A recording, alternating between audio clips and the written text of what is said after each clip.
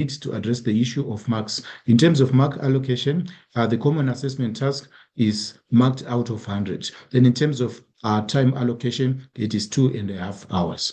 Now let's quickly go to the instructions and information.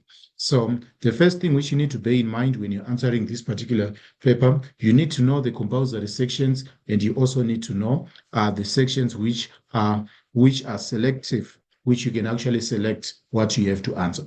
So the first thing, this question paper consists of 3 sections. So it's made up of 3 sections, which are section A, then we also have section B, and finally we have section C. So the questions in section A and section B are compulsory. So when it comes to section A and B, you do not have to elect, or you do not have to choose particular questions. You need to answer all questions in that particular section. But when you get to section C, choose only 2 questions in that particular section. Then you are reminded to read all questions carefully before attempting them. Then above all, you need to number the questions correctly according to the numbering system used in the question paper. Then you are also encouraged to write neatly and legibly. So let's move on to the first section. So this is a compulsory section, like I said before. So you are supposed to answer all questions in this particular section. Question 1, the instruction reads, various options have been provided as possible answers to the following questions. Choose the number and write only the letter A up to D next to the question number in the answer book, for example, 1.1.6 D. So our first question reads, a study skill where small pieces of information are broken down into small manageable sizes and linked in a more logical way. So we need to highlight our keywords which are going to guide our choice of answers there. So this is a study skill which where small pieces of information are broken down into small manageable sizes. So I'm going to highlight small manageable sizes in a more logical way, in a way which makes sense. So this can be done using a mind map. So this method of studying, it is called mind mapping, or you will be organizing your information in the form of a mind map. So that is the first question. So moving on to the next one, we also have 1.1.2, a condition that can be avoided by drinking water regularly during physical education activities. So during physical education activity, you can actually suffer from the following condition. You suffer from dehydration. If you don't take enough fluids, you might suffer from a condition called dehydration. So it is encouraged for you to take plenty of fluids before you engage in physical education activities.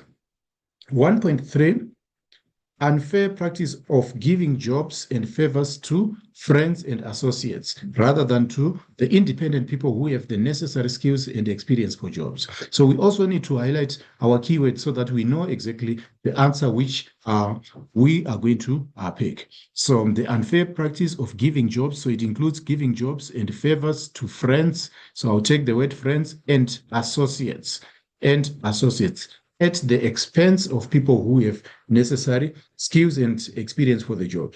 So such type of a practice, it is known as cronyism. It is known as cronyism simply because friends and associates are known as cronies. So this practice is a type of fraud, or it's a type of corruption rather, which is known as cronyism. Then 1.1.4, the act that stipulates the working hours, overtime, annual leave, and remuneration of employees. So they are looking for an act or a law which stipulates the working hours. It also stipulates the overtime. It also determines the annual leave and also the remuneration, which is the payment of employees. It is known as the Basic Conditions of Employment Act. So our correct letter there would be the letter D.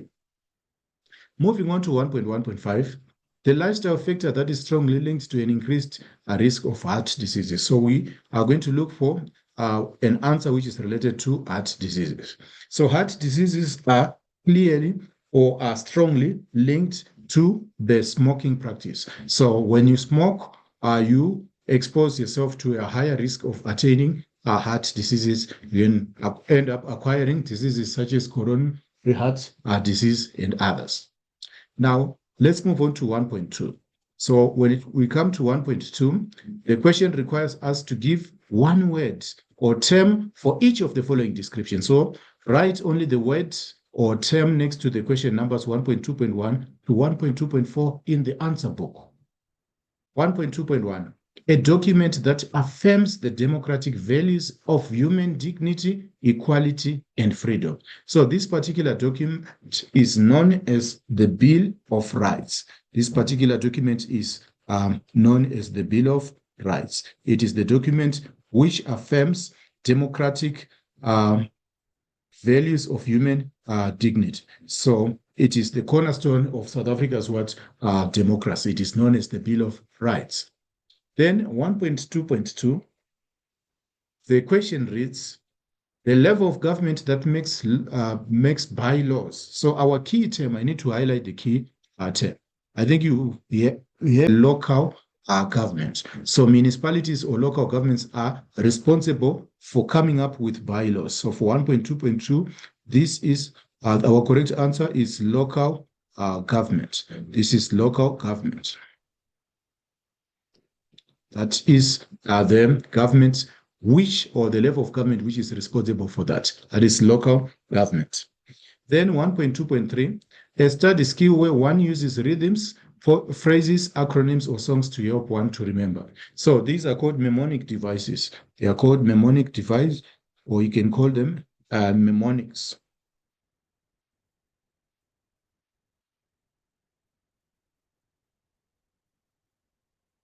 These are called mnemonics, whereby you use a song or an acronym. For example, for those who do mathematics, they use the BODMAS rule to remember the correct way of calculating certain calculations. So this is called mnemonics. Then 1.2.4, an illegal act of secretly taking money that belongs to the organization or business which you work for. So this practice is also known as embezzlement. That is known as the embezzlement of funds. Embezzlement.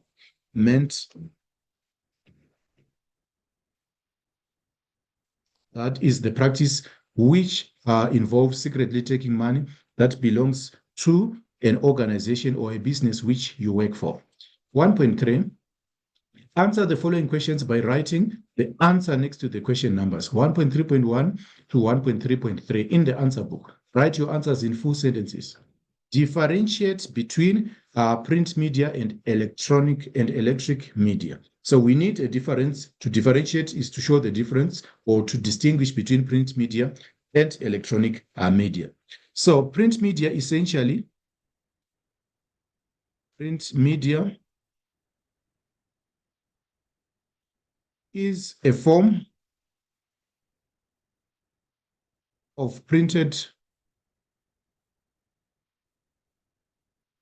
communication. So print media is a form of printed communication. So I'm going to give examples, e.g., newspapers, magazines. Then we also have pamphlets.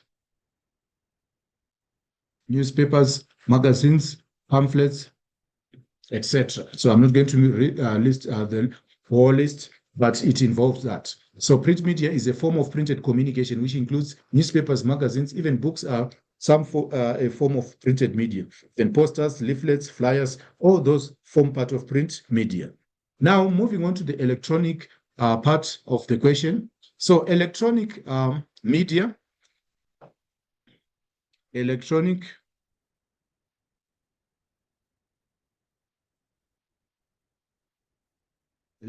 media uses electronic devices.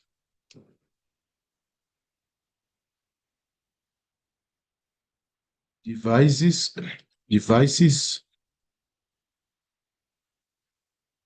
to share information.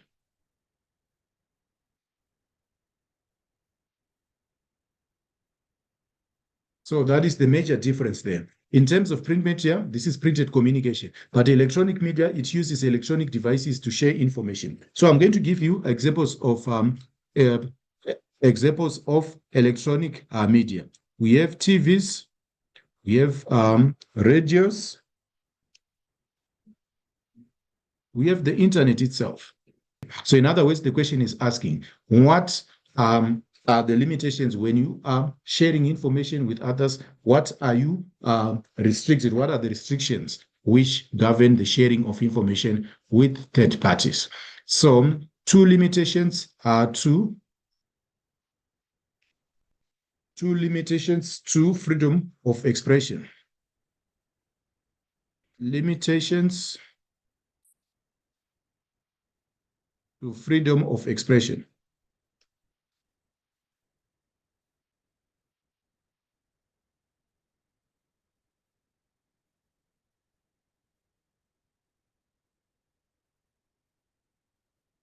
So the first limitation which we are going to talk about, hate speech. So individuals are not allowed, you are not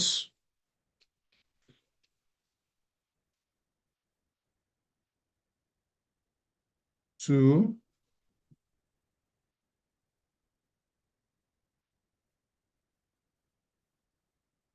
send messages which incite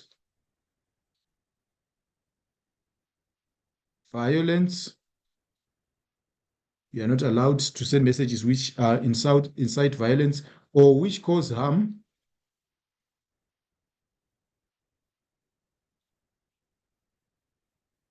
to others. That is the first limitation which we have. You are not allowed to send messages which incite violence or which cause harm to others. In addition to that, defamation of character.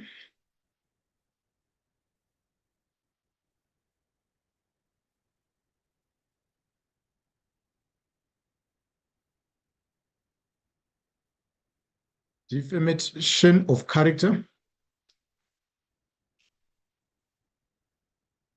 is not allowed as well, as it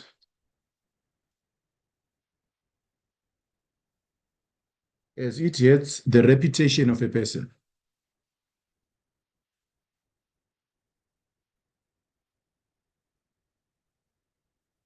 For example, spreading false rumors about a particular person, that is also prohibited. Then in addition to that, the use of obscene pictures, obscenity, and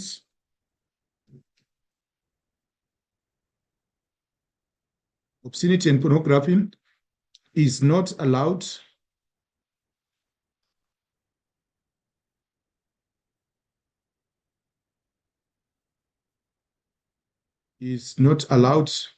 to be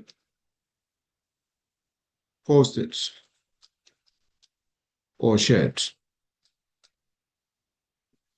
So basically, those are the three limitations to freedom of expression. So this answers the question 1.3.2. State two limitations to the right of freedom of expression. So we have stated this is 3.2. Now moving on to the next question. The next question reads, discuss two dangers of abusing social media by young people. So it requires us to discuss the two dangers of abusing social media. What are the negative consequences of using social media by young people? So I'm going to move on to the whiteboard. Negative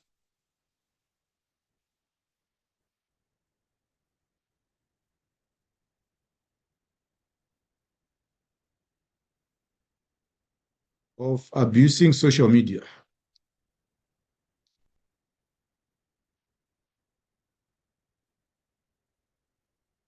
That is basically what the question is asking about, or we can simply say the dangers of abusing social media.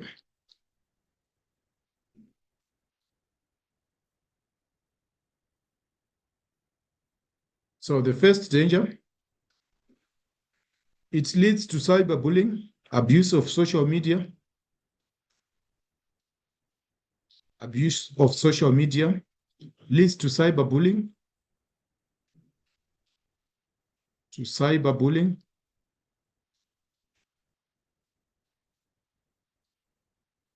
as users may send hate messages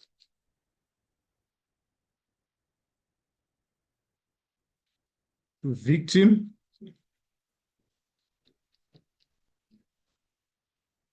art, which causes serious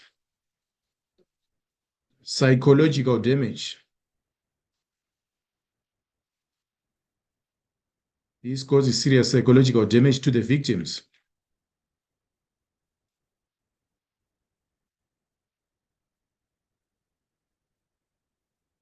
Okay, in addition to that,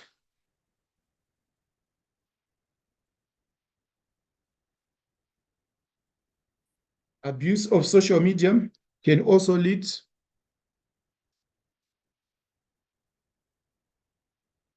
social media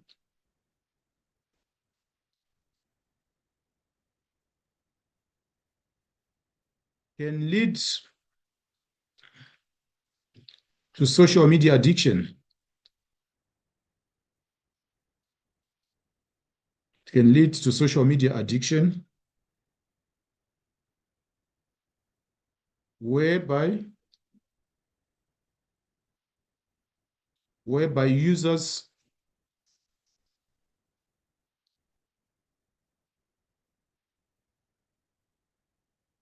users find it difficult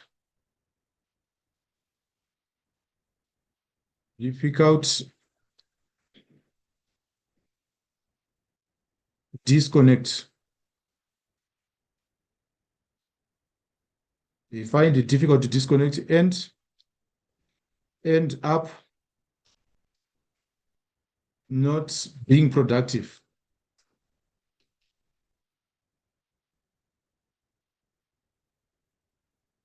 So the abuse of social media, it can lead to social media addiction, whereby people are always hooked onto their social media or their technological devices to the extent that they cannot disconnect and they cannot engage in productive activities. Then in addition to that, it leads to sedentary behavior,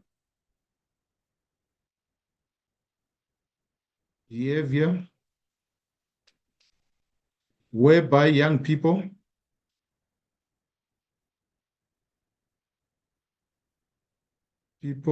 become inactive,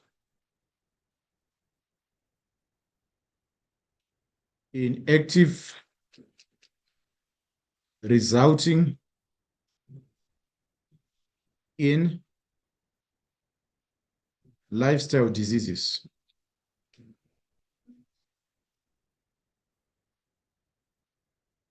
So the abuse of social media, it encourages sedentary behavior, which results also in some lifestyle diseases. Now, this is the answer for 3.3. Need to move on for 1.3.3, rather, 1.3.3. Moving on to the next question. The next question requires us to move. Actually, we are moving on to section B, which I said it's a compulsory section as well. So we have exhausted this one, the 2 dangers of social media by young people. So 1.4 requires us to read the source below and answer the questions that follow. Write your answers in full sentences. So we do have a case study which has been provided there. This is a case study on lung cancer. So lung cancer is a significant public health concern causing considerable number of deaths globally. It is a type of cancer that starts when abnormal cells grow in an uncontrolled way in the lungs. So 1.4.1, it says, define the term lifestyle disease. So lifestyle diseases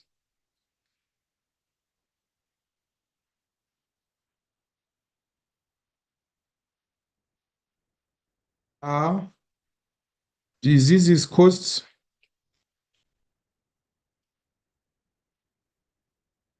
by how people live. These are diseases which are caused by how people live. You can also say that these are diseases, lifestyle diseases,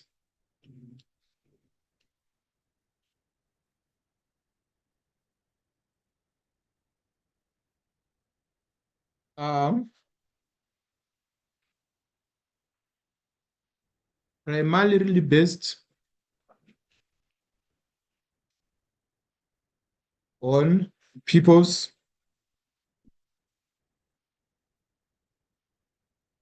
daily habits, what you do on a daily basis.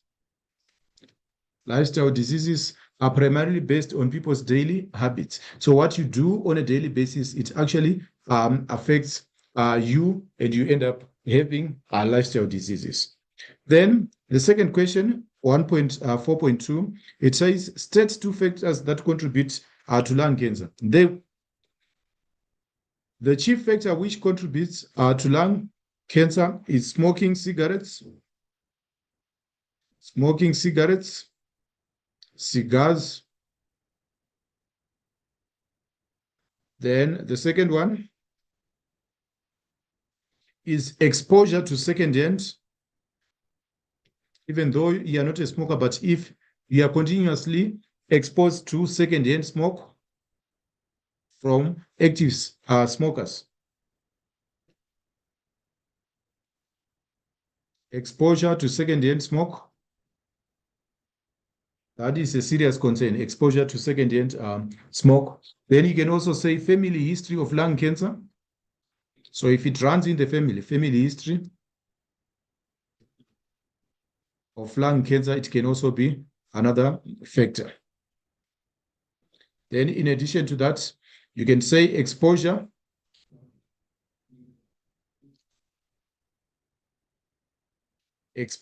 continuous exposure to harmful substances, harmful fumes, or chemicals. When you are subjected to harmful chemicals, you might end up getting lung cancer as well. Then moving on to the next one. So the next one is a compulsory section. This is section B, which is compulsory. You are required to answer all questions in that particular section.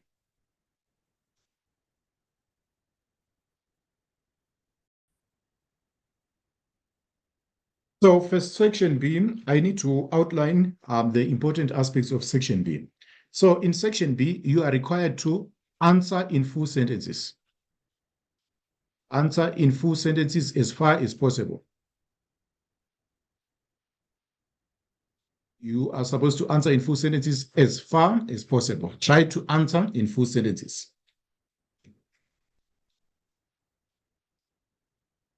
So you are supposed to be much more detailed. We need much more detailed answers. It's a little bit different from section A. So we do have section B, which reads, read the extracts below and answer the questions that follow. Navigating social pressures. Social pressure, a potent force shaped by society's norms and expectations, significantly influences our behavior and our mental being. This external pressure, varying across life stages and cultural contexts, affects everything from personal relationships to career choices. The pressure to fit in can also lead to a conflict between the personal preferences and societal expectations, which may result in behaviors that may not align with personal values, causing internal conflict and stress. So this extract is adapted from lovediscovery.organization. All right. Now, the first thing it says 2.1. State 4 ways on how social pressure could be regarded as a stressor. So our keyword there, we are going to highlight a stressor. So how can social pressure be regarded as a stressor for young people in their family relationship? So I'll start with the first. So social pressure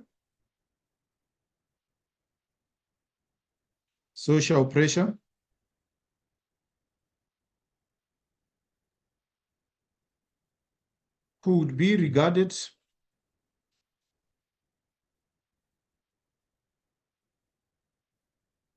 as a stressor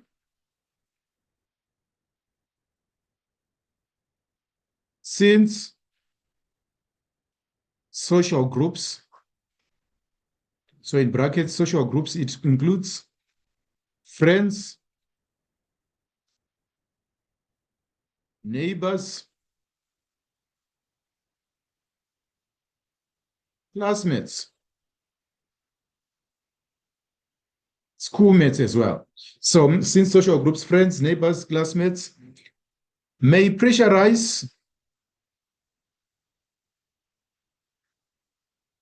these social groups may pressurize young people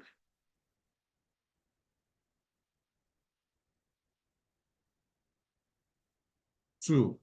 So I'm going to outline the various ways. So it may pressurize young people to disregard or challenge parental authority. First thing, to disregard or challenge parental authority, whereby young people would lose respect for their parents, to disregard or challenge parental authority. So this is the first way. Then secondly, social pressure can influence. Social pressure can force or it can influence young people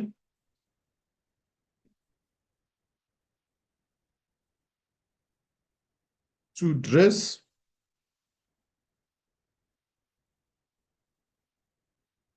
in an appropriate way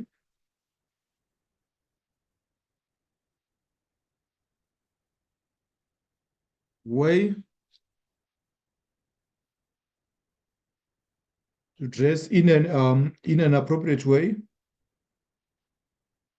It can also influence young people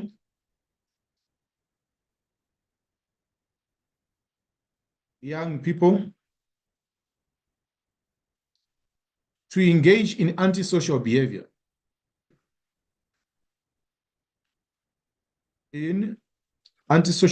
such as criminal activity,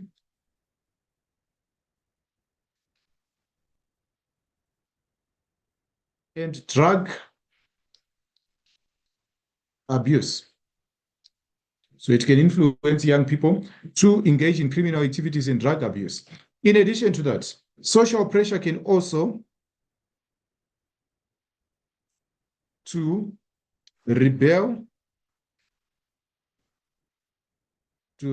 against family religion and culture, whereby young people end up disregarding their religion, which they were brought up in, and also their cultural values which they were brought up in. So that's how it can be a stressor. In addition to that, young people they might interact with friends at the expense of their family members.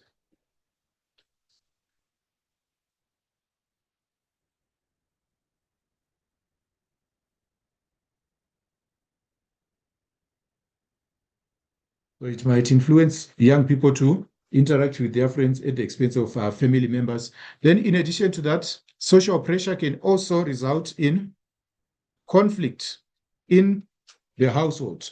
It can also result in conflict in the household. So in addition to that, we also need to look at the next question, which is 2.2. So 2.2 reads, explain how effective communication can build and sustain family relationships. So effective communication, how can it build and sustain family relationships? So our keyword here is build and sustain. We are looking at how it promotes good family relationships. So for this one, 2.2, I'm going to take it to the next page. That is for 2. I'm going to take it to the whiteboard. 2.2.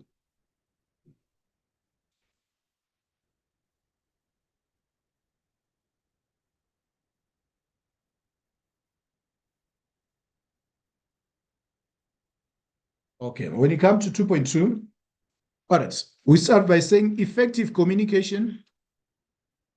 When people communicate effectively,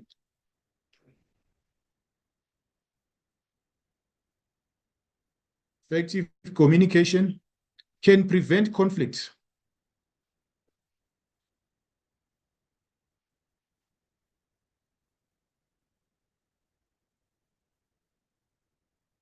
Can prevent conflicts,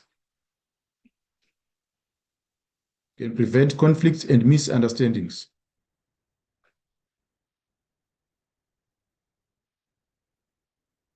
It can actually prevent conflicts and misunderstandings from escalating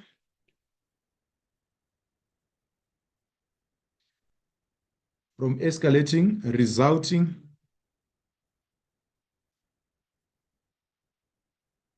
in more positive family interactions. Resulting in more positive family interactions.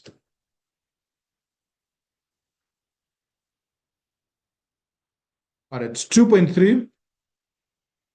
So still on the same question.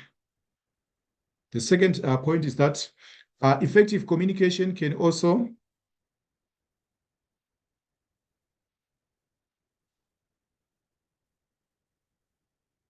effective communication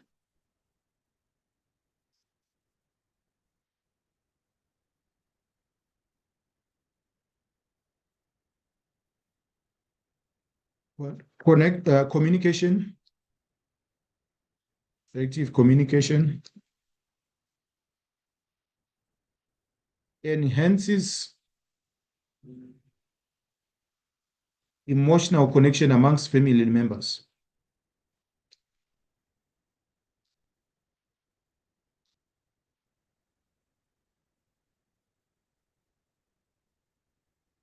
It enhances emotional communication amongst family members. It creates a sense of unity. Unity among family members or amongst family members.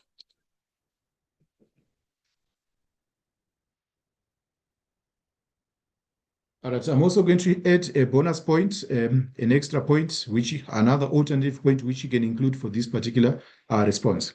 In addition to that, it actually, effective communication strengthens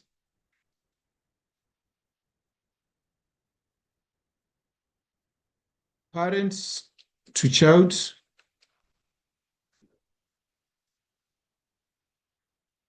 relationships, which creates a safe and supportive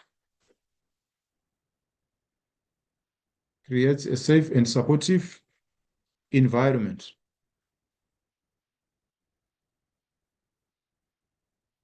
where children feel valued and understood. So it creates a safe and supportive environment where children feel valued and understood. So those are the points which you can include for 2.2. The effects of effective communication in strengthening family relationships. Now, moving on to the next question, which is 2.3. Discuss 3 ways in which social pressure can affect young people's well-being. 3 ways in which social pressure can affect young people's well-being. So social pressure, that is 2.3.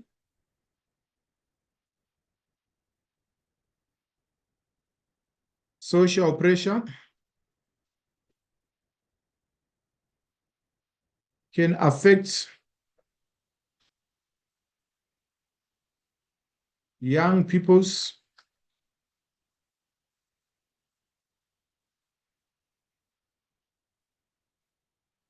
well-being in the following ways.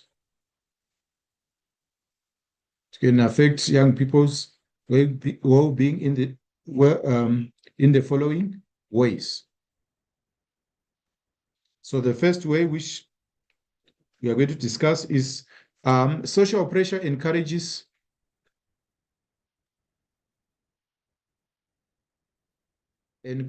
risky behavior,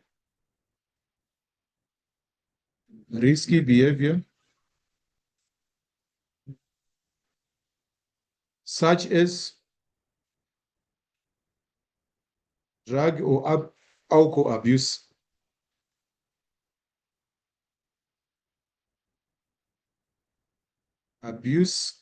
which then leads to addiction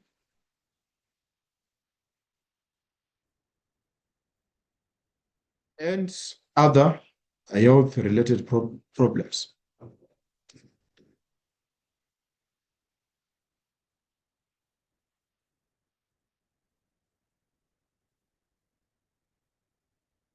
So that is the first thing. Social pressure encourages risk behavior such as drug or alcohol abuse, which then leads to addiction and other health-related problems. In addition to this, you would find that social pressure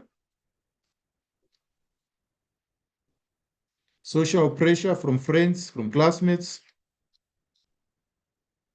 may influence young people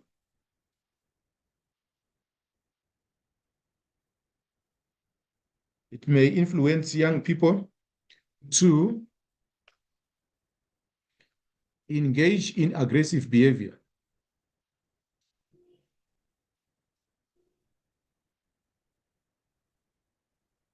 Can influence young people to engage in aggressive behavior, such as bullying and fighting. So it can influence young people to engage in bullying and also in fighting. Then it also encourages social pressure. Pressure may encourage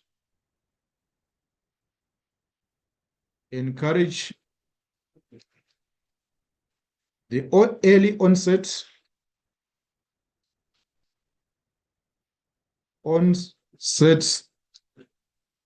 of sexual activities. It can encourage the early onset of sexual activities by young people.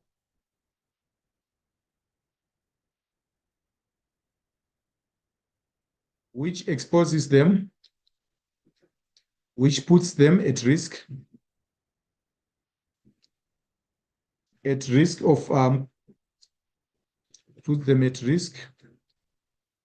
of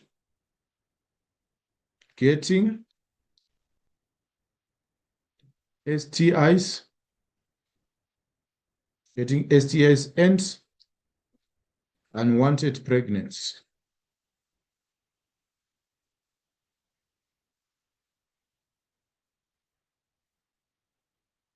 STIs and unwanted pregnancy.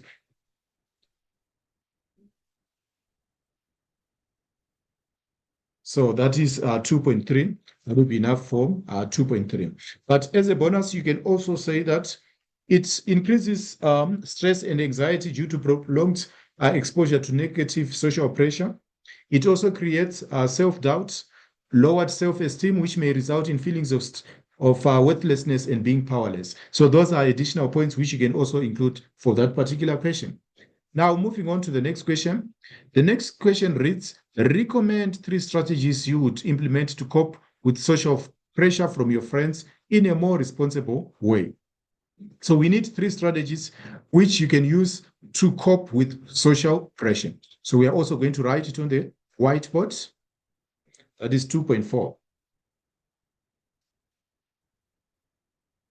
right, the first thing is that when you're subjected to social oppression, you need to choose. The first thing is choose. You need to choose your circle of friends or associates wisely. Must choose your friends or associates wisely. Don't just interact with people who may negatively impact you. So the first thing which we can say is surround yourself. Must surround yourself with people. Must surround yourself with people who share your own values. Must surround yourself with people who share your own values, who respect people,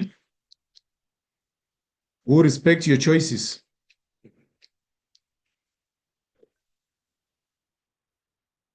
Must surround yourself with people who respect your choices as well. That is another thing. Surround yourself with people who respect your choices and support your decisions.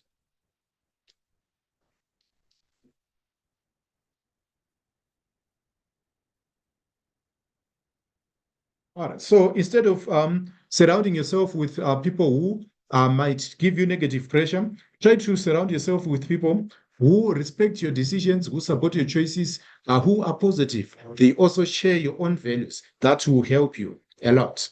Then moving on to the next one, the next bullet or the next point, which we might include under strategies as well. You need to set your own boundaries. You must set your own boundaries and clearly define clearly what you are and clearly define what you are comfortable with.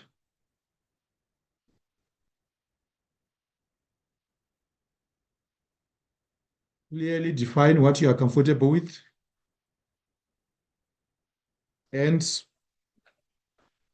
clearly define to what you are comfortable with and what you are not comfortable with.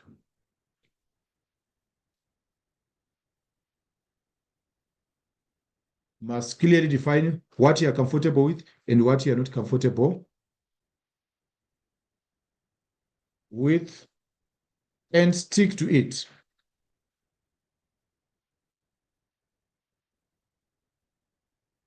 So define your boundaries. Then you must learn to say no. You must also learn to say no without guilt. Learn to say no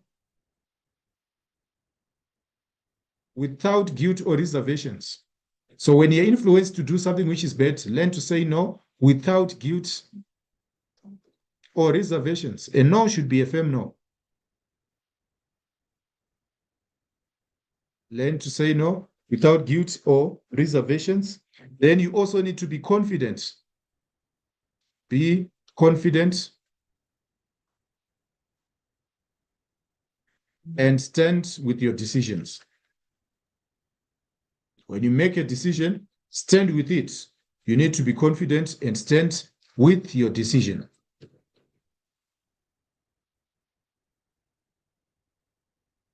So all these points which you can actually include for this particular one. So choose your circle of friends or associates wisely, then set your own boundaries, learn to say no without guilt. Then finally, be confident and stand with your decision.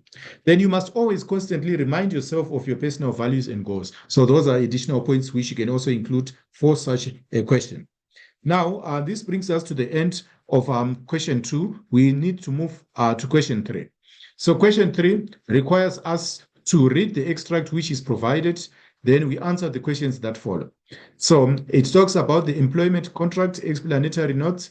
It is important that the status of an employee be established from the beginning of the employment relationship. This is important. It is important that the status of an employee be established at the beginning of the employment relationship. Permanent, fixed, term, temporary, and so on. The Basic Conditions of Employment Act in Section 29 provides for certain written particulars of employment to be provided as the minimum, and every employer is legally obliged to provide all employees with these minimum particulars. Employers are well advised to enter into a written contract of employment with every employee. So the first question reads, define the term job contract. So basically, when you talk about a job contract, we are talking about a written agreement. Job contract refers to a written agreement. This is a written agreement between the worker and the employer. So this should be in black and white. It is a written agreement between the employer and the worker or the employee. So it is, you can also say this, these are legal written guidelines. You can also say written legal guidelines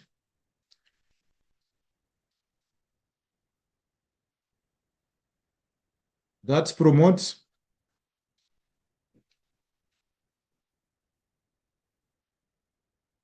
a good working relationship. They promote a good working relationship between the employee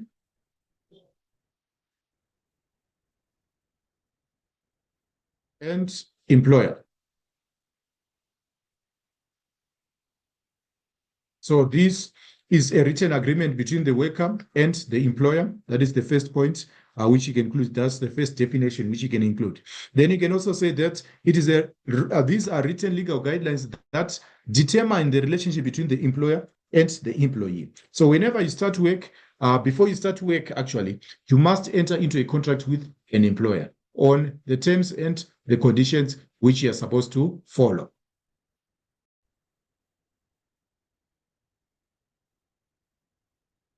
All right, so the next question requires us to look at explain 4 elements of a job contract, the elements which are supposed to be included in a job contract.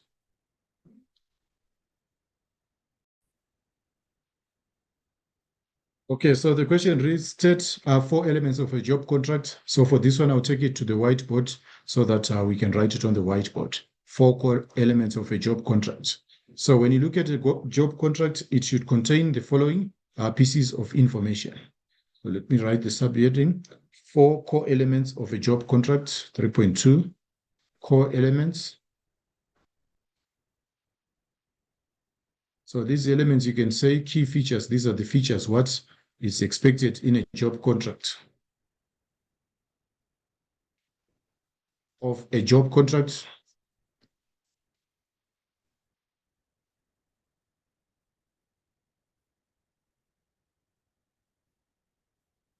So the first one, it should have names of contracted parties. Of contracted parties. So in this case, a job contract should include the employer and employee, the names of the employer and the names of the employee. In addition to that, there is need for a start date. When does the contract commence? When does it start?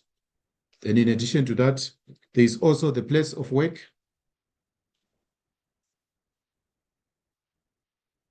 And there is also the title of the job. What job does the worker title of job or job title?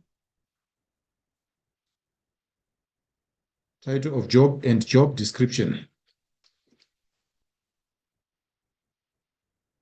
The title of job and the job description. Then in addition to that, there should be remuneration or agreed salary. Remuneration, you can call it the agreed salary or wage or pay rate.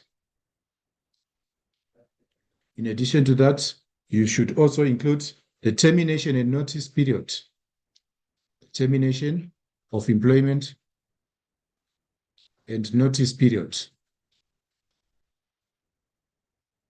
The termination and notice period. Then in addition to that, we also need the disciplinary procedures in the event that the employee fails to do or to follow what is required, the disciplinary procedures. And grievance procedures as well.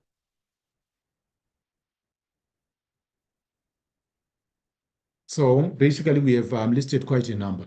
Yes, so in your case, the question only requires 4 of them, so you can choose any 4 from the ones which have been provided. Now, moving on to 3.3, explain 2 workers' rights that employees must be aware of in order to maintain good working relationships. Let me read it again. Explain 2 rights of workers that employers must be aware of in order to promote good working relations. So for this one, this is 3.3. I would write it below 3.3. So the rights include workers, you have the right to,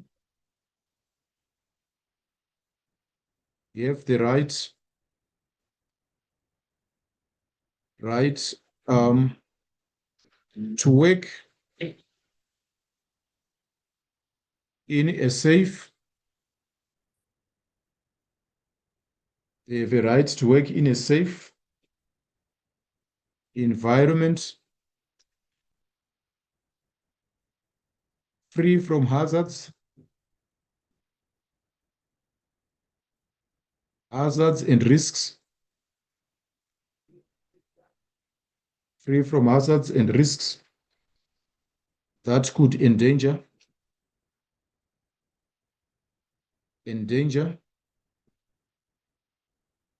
their life, health, or safety. In addition to that, you can also add that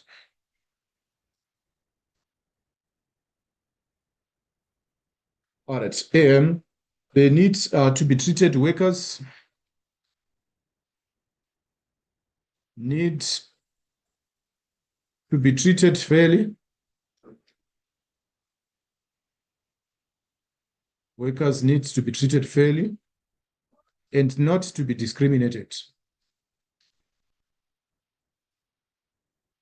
And not to be discriminated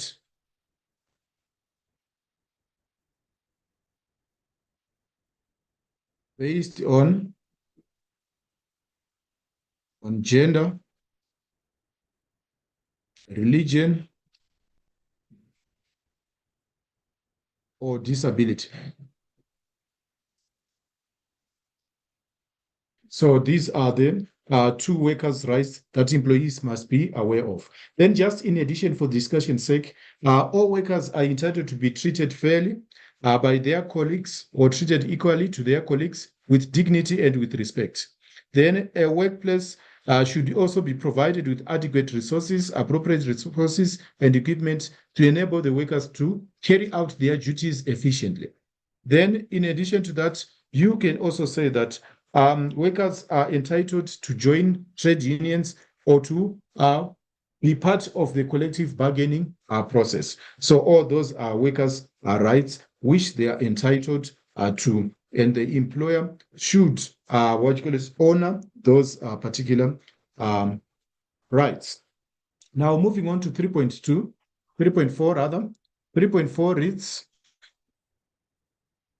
3.4 will be our next question, 3.4.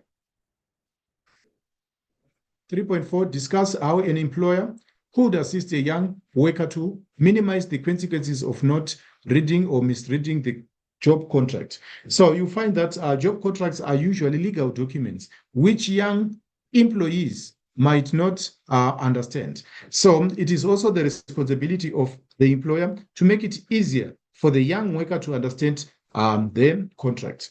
So, so employers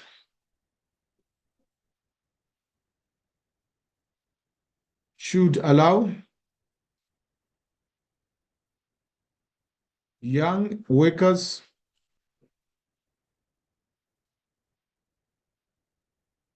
to, employers should allow young workers to read their contracts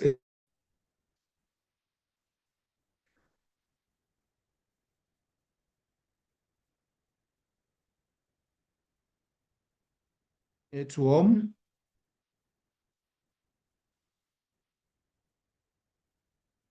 under favorable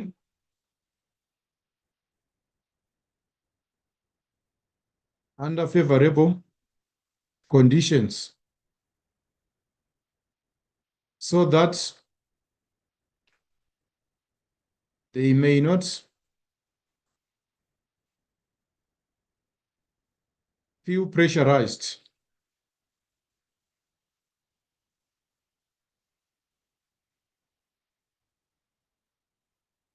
to sign them immediately, so that they won't feel pressurized to sign the contracts immediately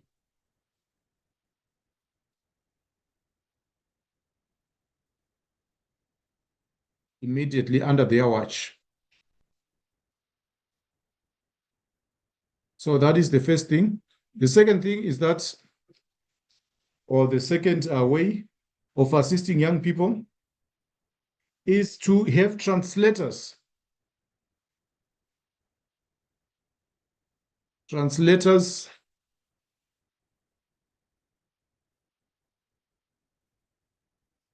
who interpret the contracts in an easier way,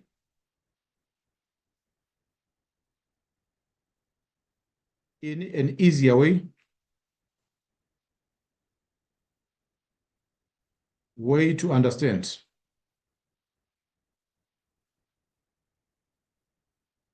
Right. Contracts are usually documents which are complicated, which use legal language or legal jargon, which can be difficult to understand. So there must be translators who can interpret that particular legal language so that our young people would know exactly what they are signing up for.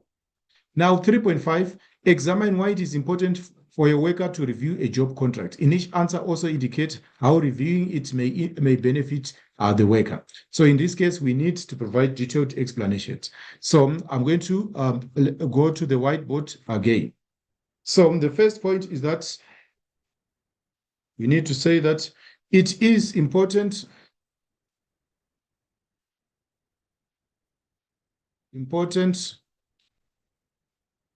for a young worker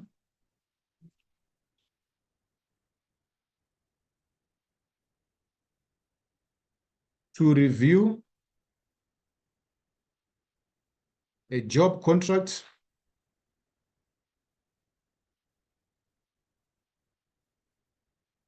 because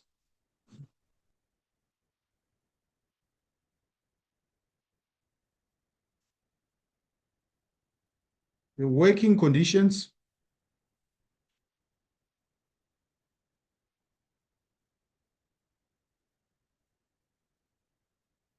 may change the working conditions may change, or the job description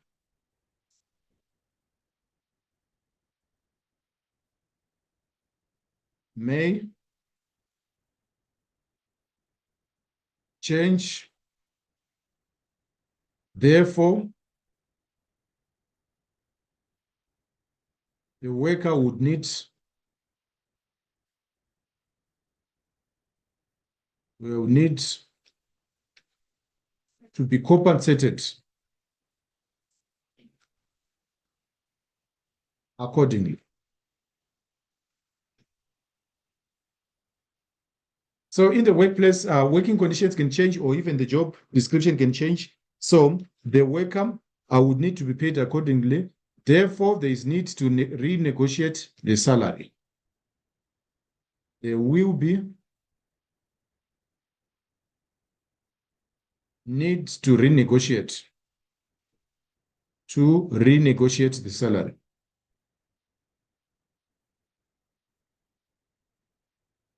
There will be need to renegotiate the salary. So that is one thing. Now moving on to 3.5. 3.5 again. A worker still on the same question. All right. So the employer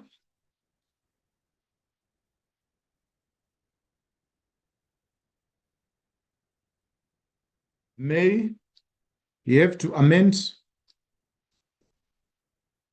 The employer may have to amend the job contract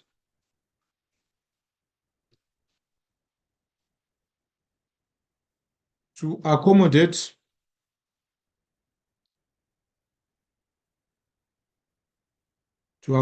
grievances or omissions, to accommodate grievances or commissions, so these changes need to be put in writing.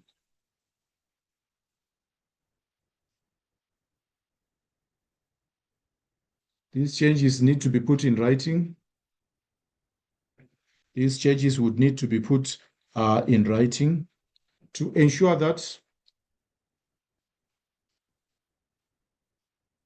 the demands or changes are met, or changes are met. So this is the importance of reviewing a job contract. So this brings us to the end of question 3, which is the last question in section B. Now we need to move on to section C, which is the section where you are supposed to choose 2 questions. So under this section, there is an extract. The instruction first says answer 2 questions from this section. Then your responses must consist of paragraphs. Marks will only be allocated for responses written in full sentences. So this is of utmost importance. You must make sure that your answers are written in full sentences. That is of utmost importance. Then study the extract below and answer the questions that follow. Load shedding and stress related to inability to make it by the end of the year. As the academic year draws close, matric learners are under immense pressure to prepare for their final examinations. However, frequent load shedding has created additional challenges such as disrupted study routines, lack of access to electricity for lighting, and the inability to use electronic devices for learning. These disruptions cause or contribute to high levels of stress among our learners, many of whom fear they may not be adequately prepared to succeed. Load shedding negatively affects the education sector, amongst other sectors, and may have a permanent dent in the country's educational progress. The media has played a role in highlighting these challenges and raising awareness about the pressures faced by matric learners during this time. So this was adapted from www.sowetanlive.co.za. So write paragraphs on load shedding's contributions towards matric stress. Use the following as a guideline. Define the term media.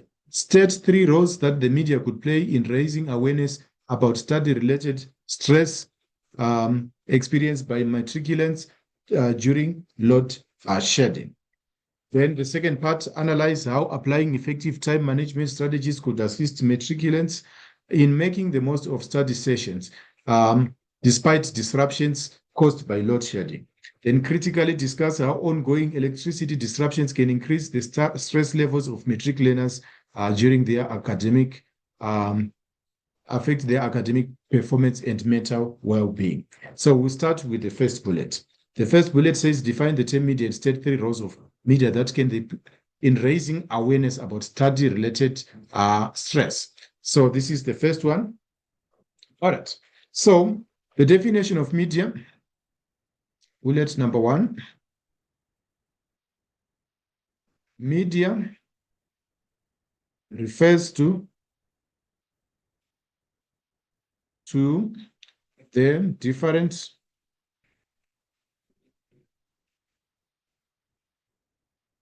platforms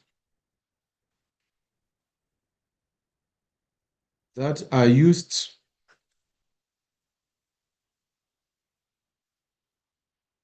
to communicate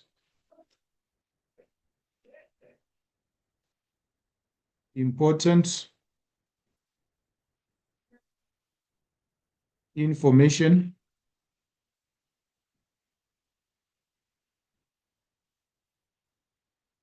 to the general public.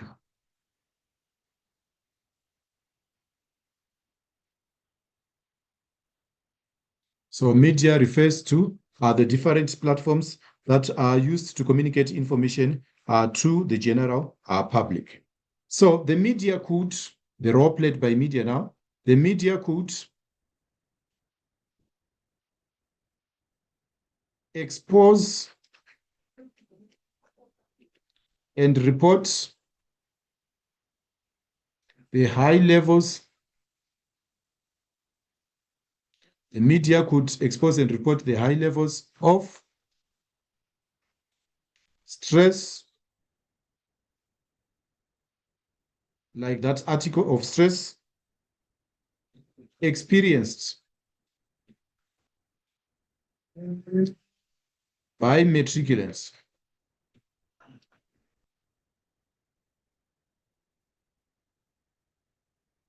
due to load shedding.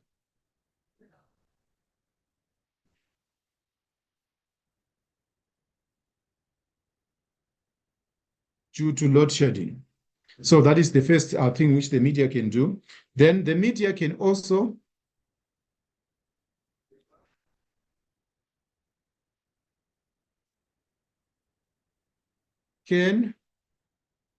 review or expose the negative effects. The media can review the negative effects of high stress levels,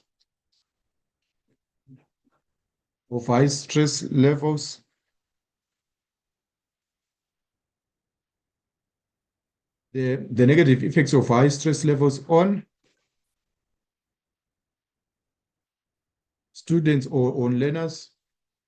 The media can expose the high effects of the high stress levels on students, on their ability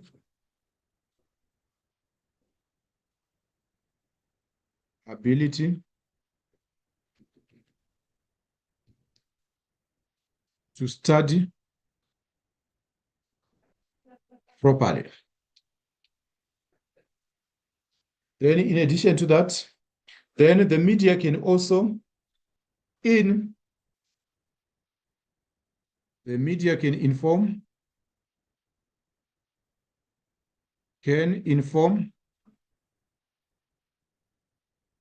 the general public,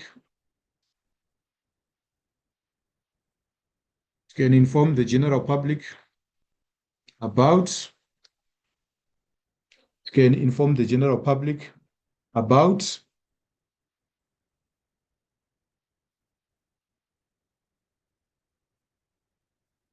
how load shedding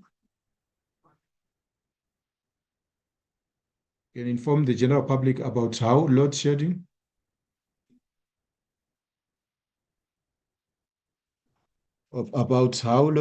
affects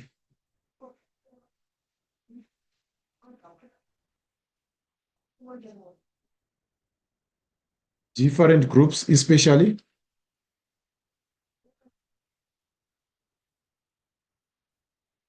matriculants. So they can inform how it affects the general groups, especially matriculants. So that is the first bullet. So this has been written in a paragraph. So you're also encouraged to write in a paragraph when you write these particular bullets. Now, moving on to the next question. Analyze how applying effective time management strategies could assist matriculants in making the most of their study section, despite disruptions caused by load shedding. So we need to look at how applying effective time management strategies. So this will be written on a blank on the whiteboard. So the first thing we need to say that effective time management strategies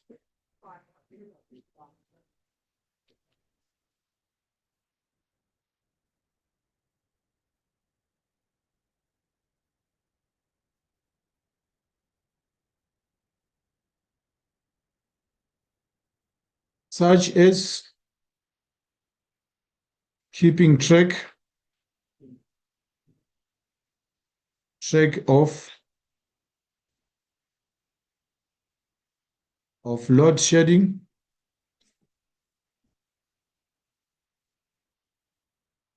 schedules in your area,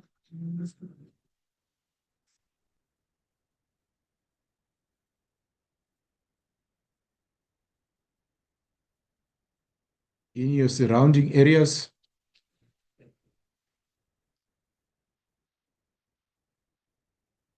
can be used. So the first point is that effective time management, such as keeping track of load shedding schedules in your area, it can be used. It's a strategy which can be used. So what is the effect of this strategy? This would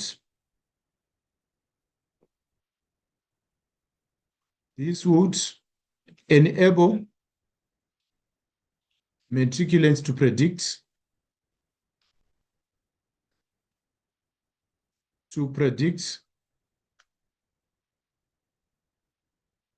when load shedding will take place,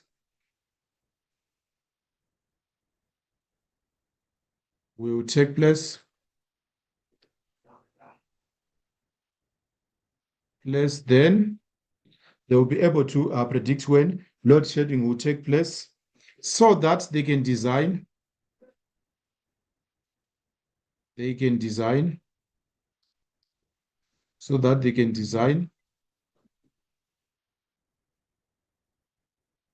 their study timetable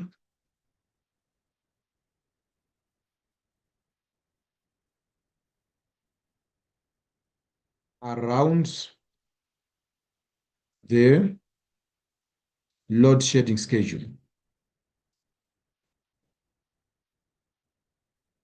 So you can actually design your timetable in order to accommodate load shedding. So during times when there will be load shedding, you can actually rest during that time. Then when power comes back, that's when you can start studying. So that is the first strategy. Then, in addition to that, they can prioritize. Okay, matriculants can ensure that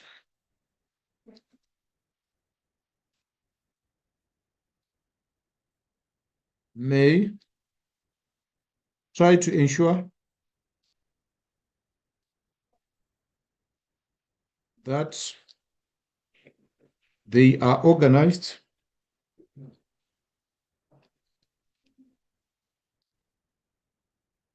and prepared for load shedding.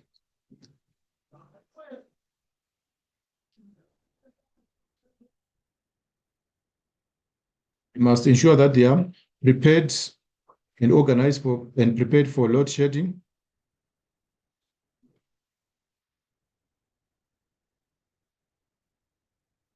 For load shedding, so that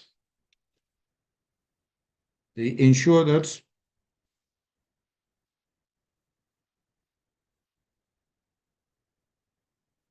they have sufficient supplies of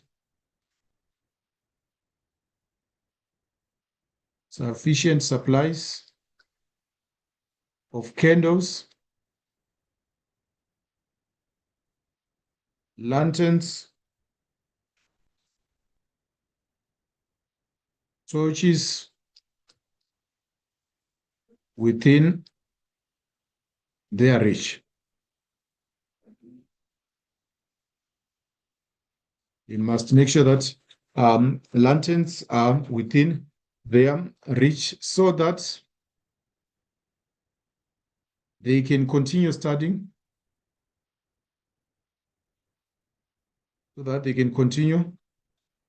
studying, during load shedding.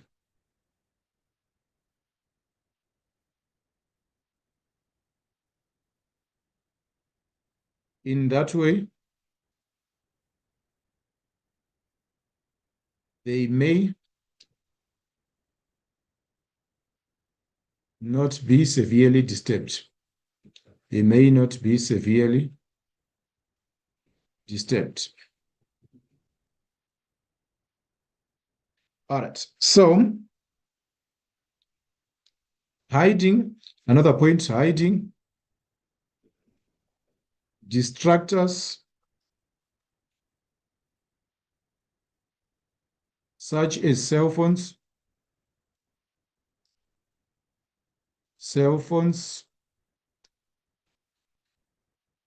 and staying away from television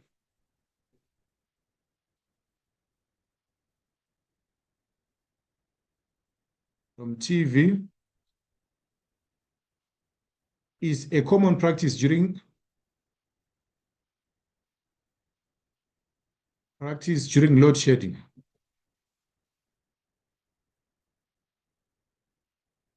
It is a common practice during load shedding.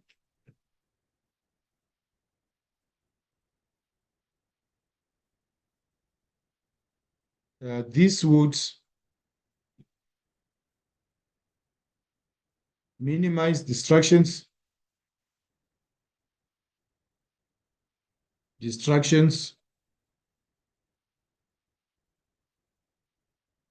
and ensure matriculants are fully focused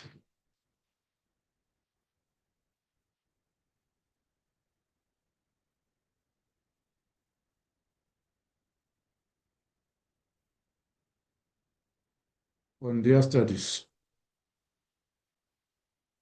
So it minimizes distractions. It ensures that matriculants are fully focused on their studies. Then in addition to this, we would also say that you can declutter and organize your workspace. As a disorganized desk would be more difficult to navigate during load shedding, which would make studying far easier and more enjoyable during load shedding. That could enable them to persevere during their studies. So those are some of the points which you can include. Now let's move on to the next bullet. The next bullet, critically discuss how ongoing electricity disruptions can increase the stress levels of matric learners and affect their academic performance and mental well-being.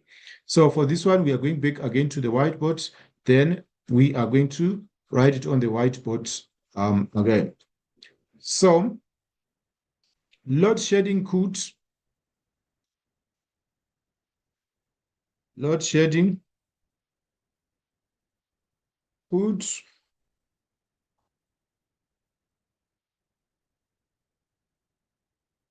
cause higher levels of traffic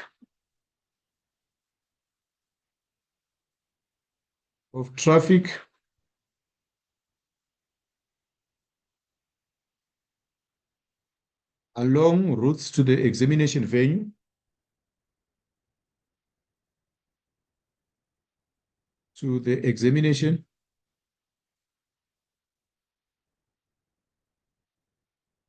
since traffic lights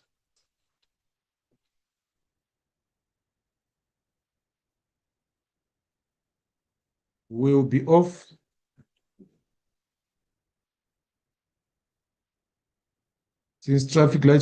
during power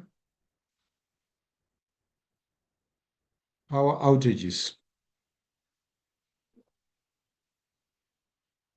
Power outages. This would make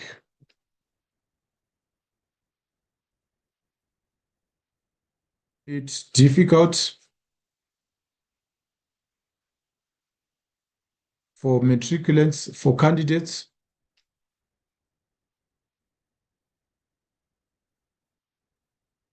arrive on time for the exam on time.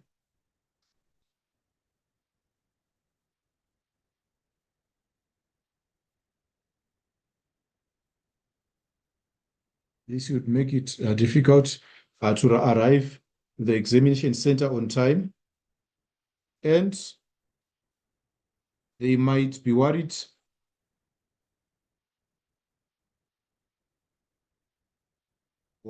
about not finishing on time. Not finishing on time.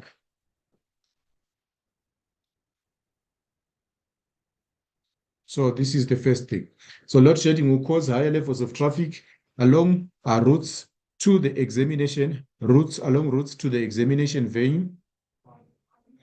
Since traffic lights will be off during power outages, this would make it difficult for candidates to arrive for the examination on time, and they might not be worried about not finishing on time.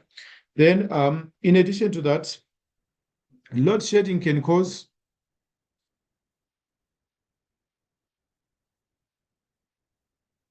the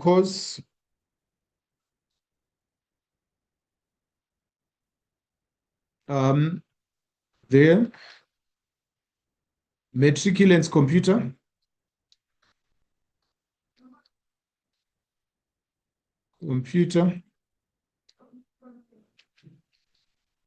to turn off midway through the examination.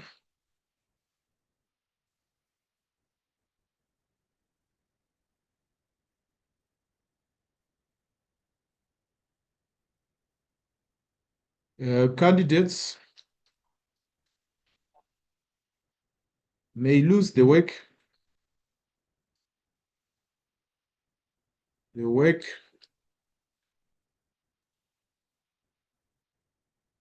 that they might not have saved.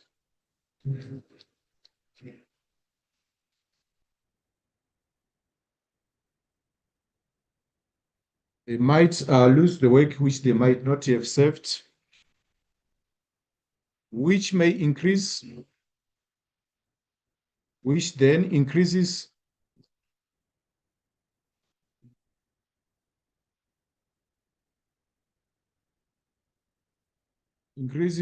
the possibility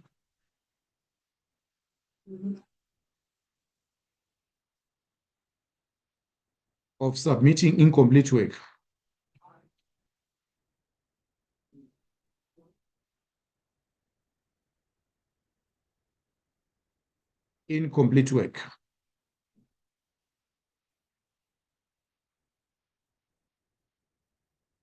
Therefore,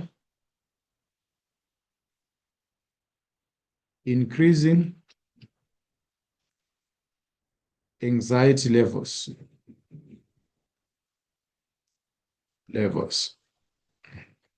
Then Load shedding can also occur.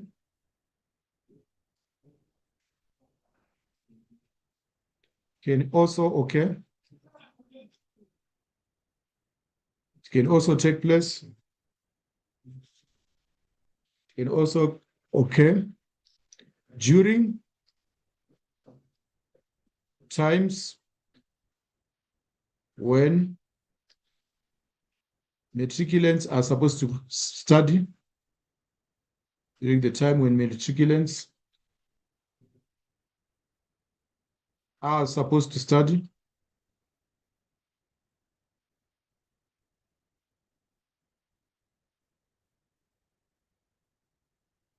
It can occur during the times when matriculants are supposed to study, which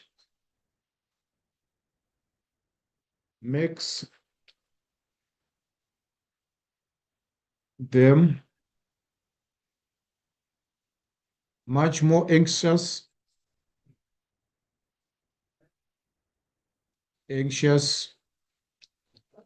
and uncertain about their performance.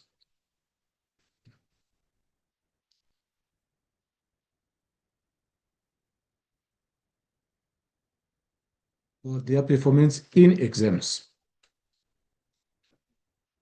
in examinations,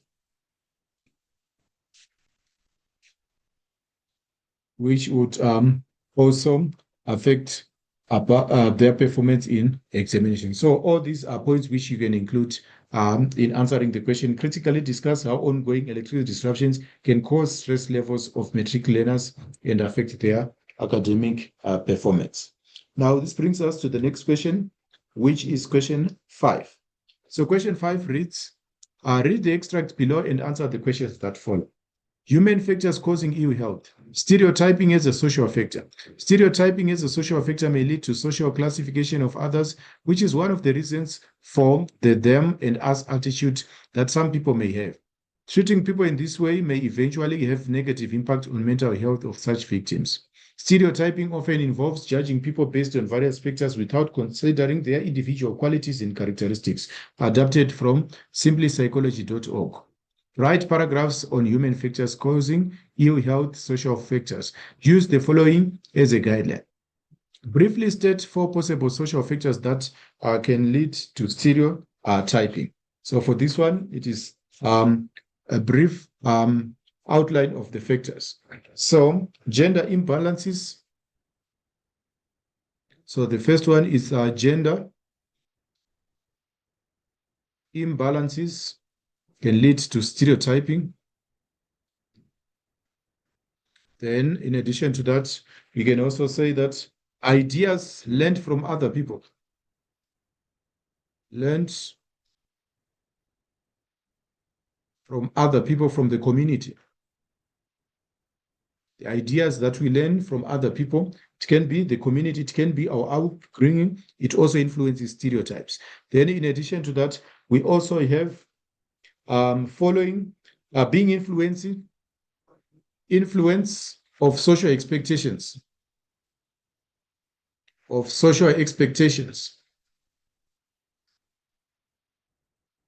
Influence of social expectations.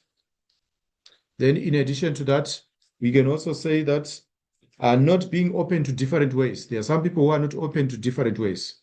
Not being open to different or new ways. When you close yourself to new things, not being open to different ways. So these are some of them, the possible social factors which can result, that can lead to stereotyping. So the second bullet, it reads, analyze 2 negative effects of a social factor, such as stereotyping on mental health. How does stereotyping affect mental health? So the first point we need to state is that victims of stereotyping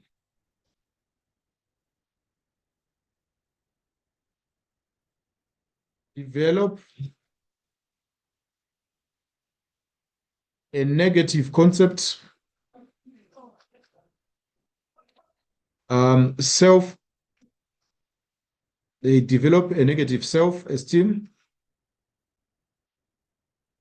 causing them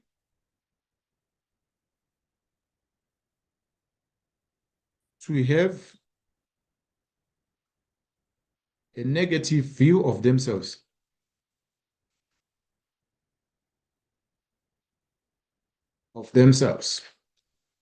They'll end up having a negative view of themselves.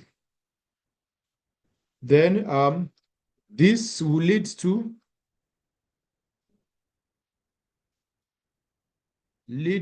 irrational thinking.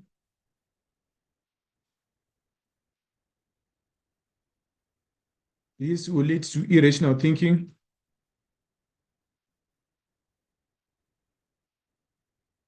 And creates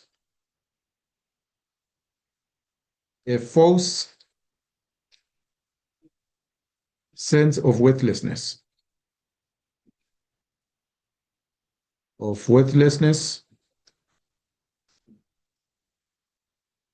So it can actually affect people's self-esteem, and they'll end up having a negative sense of selflessness.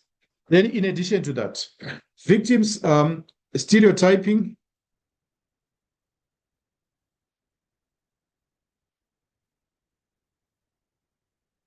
would result in a sense of distrust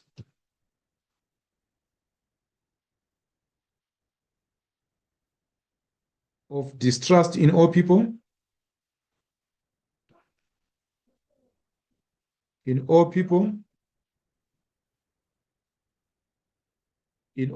causing them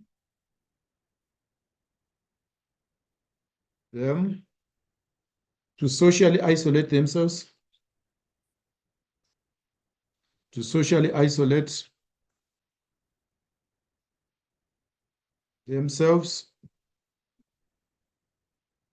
which would make them,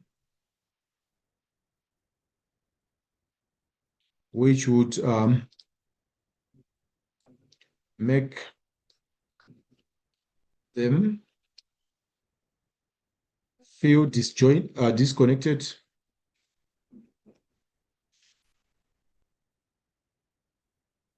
would make them feel disconnected to the rest of the society.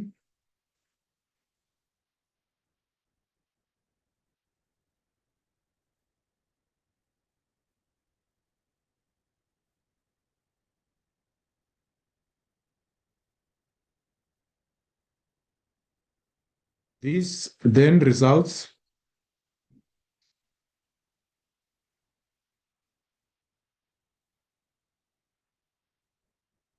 in extreme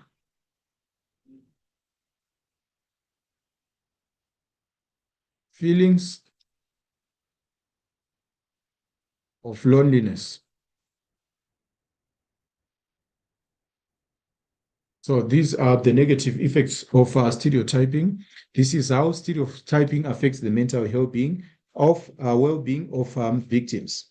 Now, the next question reads, critically discuss how a person could determine whether he or she may be unintentionally stereotyping. How do you, as an individual, determine whether you are stereotyping others, unintentionally stereotyping others? Let's go to the blank page, or let's go to the whiteboard. That's when we are going to whiteboard. All right, so the first point which I would want to state is that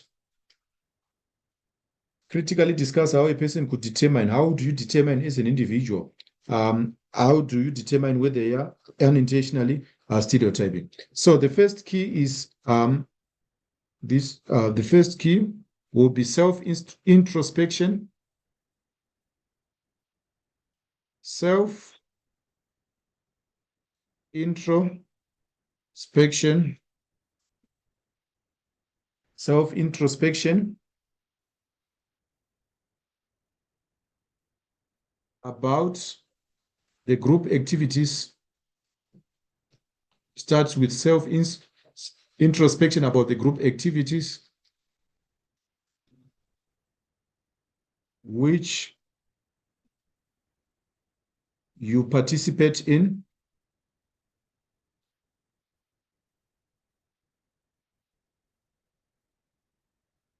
in while excluding others.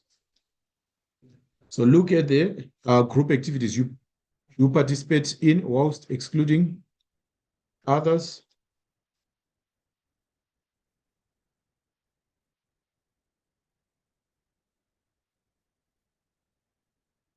All right. Then look at how you disregard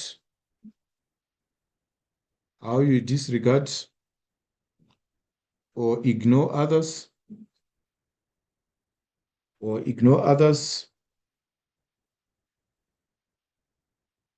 no apparent reason.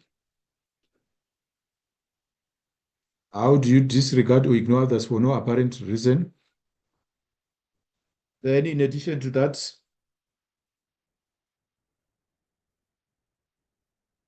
if you realize this, if you realize this, you might be stereotyping others.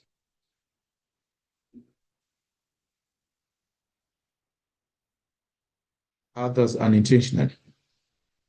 Then secondly, you need to examine your approach.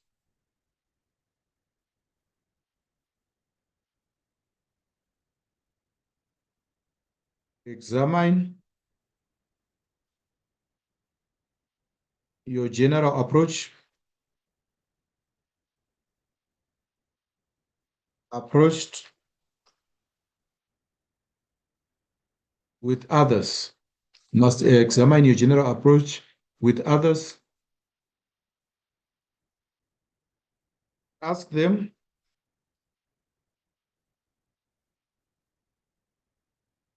to assess your approach. Ask them to assess your general approach.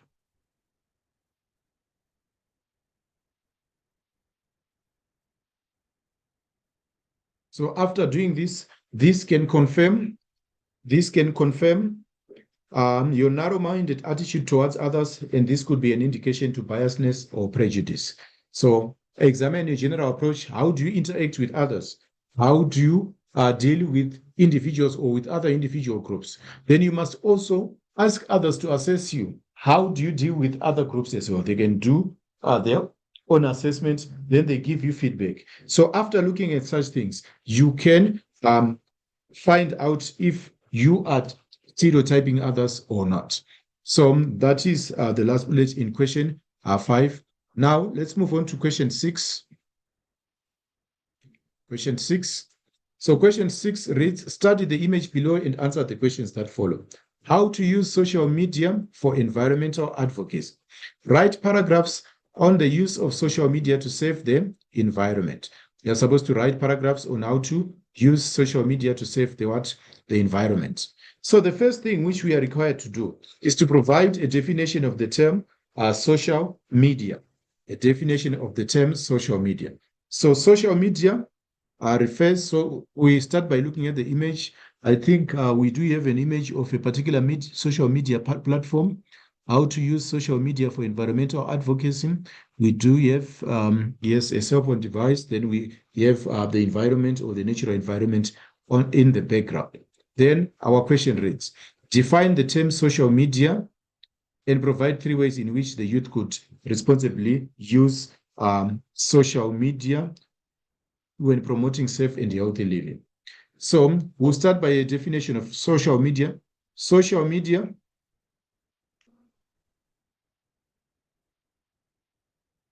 is a medium that allows videos, pictures,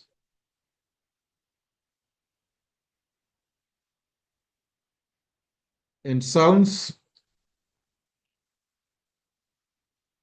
to be shared to the public via the internet. Public via the internet. So they allow this to be shared to the public through the internet.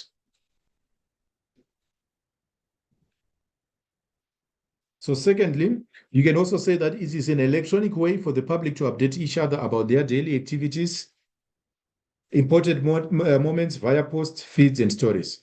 So you can also say that these are online tools that allow individuals to show appreciation for another's views, information, videos, pictures through likes.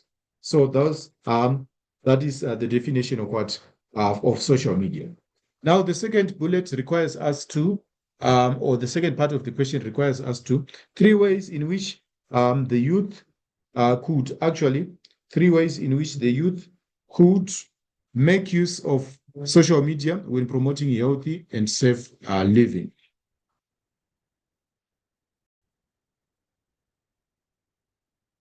So we are saying that the second part of the question, it reads, three ways in which the youth could responsibly make use of social media platforms when promoting safe and healthy living. So the first thing is that they need to respect the rights of others. Respect the rights of others. The rights of others. So that is a safe way.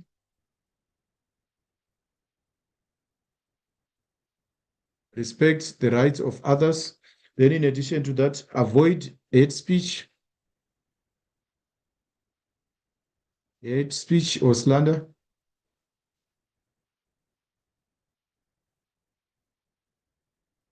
They should avoid using hate speech.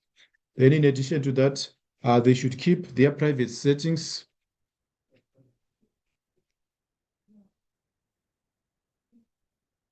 setting up to date.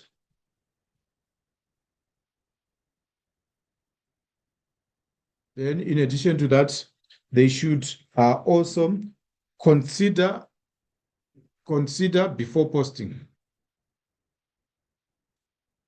Before you post anything, consider it before posting. So these are the ways in which the youth can use social media platforms for promoting safe and healthy living. Now, the next question says, analyze two ways in which impact studies would be used to determine the effectiveness of an effort by the youth. Impact studies, how can they be used to determine the effectiveness of an effort by the youth to use social media? So the first thing which we need to discuss is that impact studies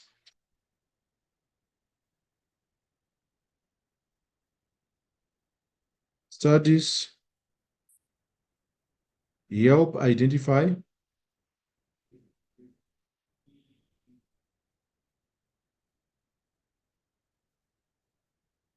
the interventions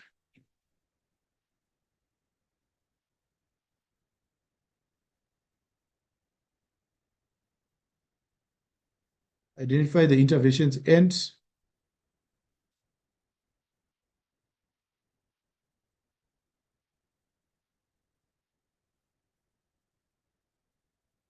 impact studies help identify the interventions and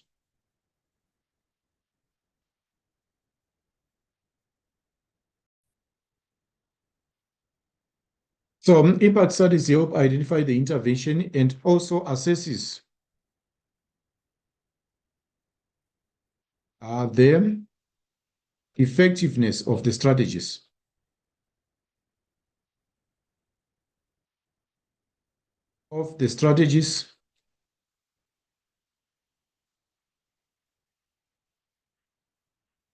Using algorithms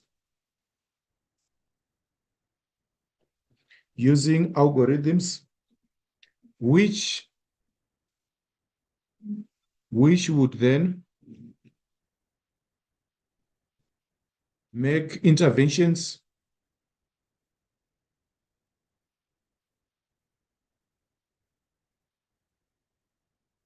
more effective. This would make interventions more effective. As a result,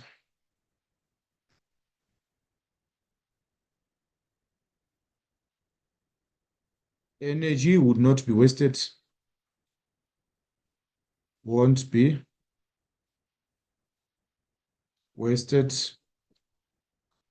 on futile or on unproductive efforts, on futile efforts. So that's the first part. Then the second part,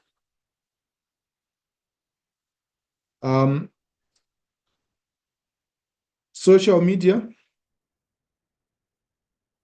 or impact studies,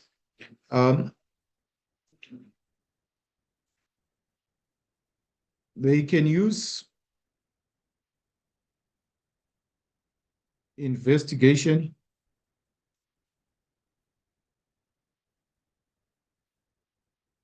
whether to investigate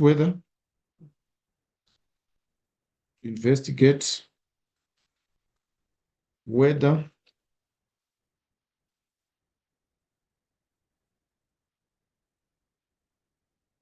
or not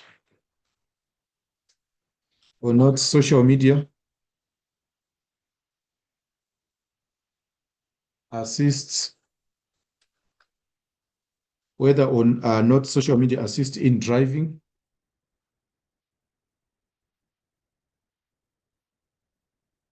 the message across. Whether or not social media assists in getting the message across. So since this can be done, since polls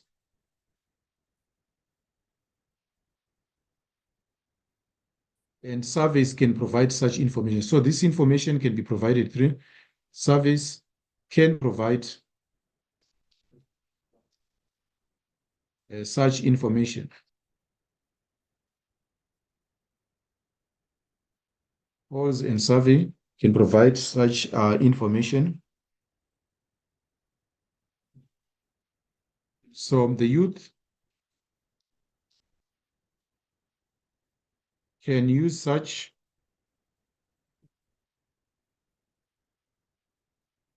to consider whether their efforts are valuable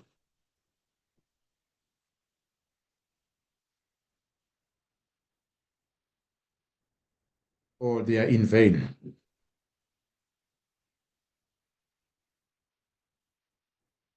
So they can use investigation whether to or not social media is driving the message across. Since polls and surveys can provide such information, the youth can use such information to consider whether their efforts are really paying off or whether they are in vain.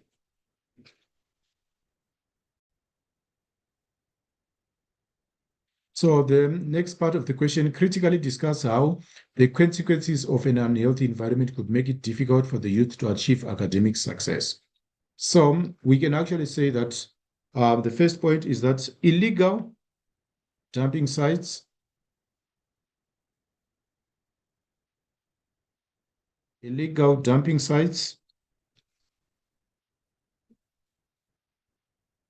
around schools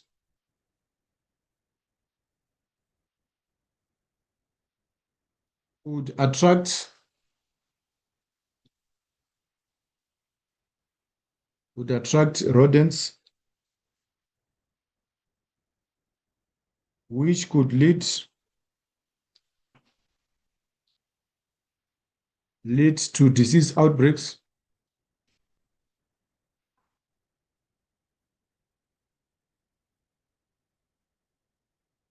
affecting learners who fall sick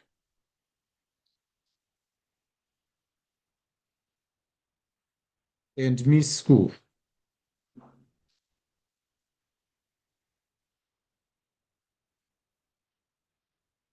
Rodents can also disturb studies. Rodents, by rodents, we are referring to rats or mice.